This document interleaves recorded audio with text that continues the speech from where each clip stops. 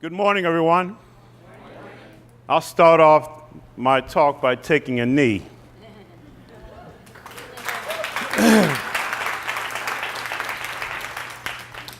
But I'm taking a knee not only for what's going on in this country around injustice, but I'm taking a knee for my ancestors. I'm taking a knee for that person.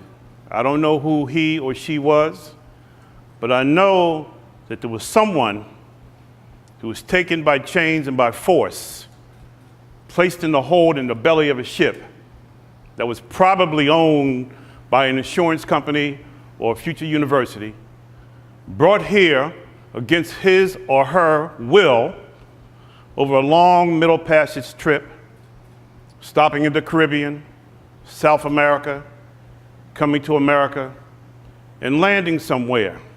But during that trip, I am sure, without a doubt, I am positive, certain that that ancestor or ancestors prayed that I would be here today. I am the hope that they anticipated. And so I start off that way by saying, because of those ancestors, and also because of two parents from the Jim Crow South, a father who had no education, never went to school a day in his life, a mother who went through high school, won a scholarship but was unable to go to college, that they had the hope that I would be here today. I'm their hope. And so I say that because it matters. Culture matters. Identity matters. The history matters. And when we go through our schooling, and I've been in public education for 50 years, so I've seen every change and every iteration, every school reform, every transformative reform. In fact, one of my good colleagues, Linda Gerstle, and I worked together on a national project called Atlas Communities. So we've seen it. And so I'm here today to ask a question.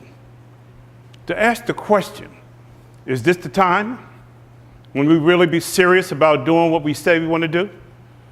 Because as Dr. Martin Luther King said, I read somewhere that liberty, life, liberty, and justice was for all. Is this the moment? Is this the time when we're really serious and when we stop the rhetoric and come into some serious purposeful action? Is this the moment? Is this the time that we seize? I was part of the 1960s movement. I've been to Mississippi, Belzoni, Mississippi, which at that time had a bombing almost every other day. You know, I had civil rights icons I worked with.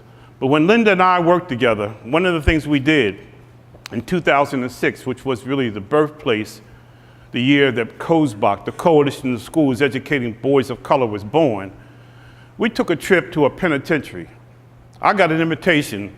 I got 2 minutes left. You know, I'm also a Baptist deacon. How can I do something in 2 minutes? I might take 3. I'm just out of respect. But I went to the prison, and we try to fast forward it, because how can I start a fire knowing that I got 2 minutes left? But we went to a prison because I was invited by a former student to come to the prison to talk to 100 men who were getting their GEDs, all black and brown. And before I made my speech about how you are on the road to recovery, I followed a young man who said, although I'm incarcerated and I might be in here for life without parole, I'm free because I'm educated. And so that stuck with me. That was the start of the organization. So my fundamental question to the audience today, where are my liberators? Where are my freedom fighters? Where are my dream keepers? See, because there's a fundamental difference between schooling and education. And what we've been doing in this country has been schooling. Schooling is for compliance. Education is for liberation. So I'm here today to start a fire, to drop a match. But I can't drop a match on people if you're wet and all burned out because you won't light up. I can drop a match on people who are combustible. So my words to you, all of you, is be combustible. Be the change you want to see.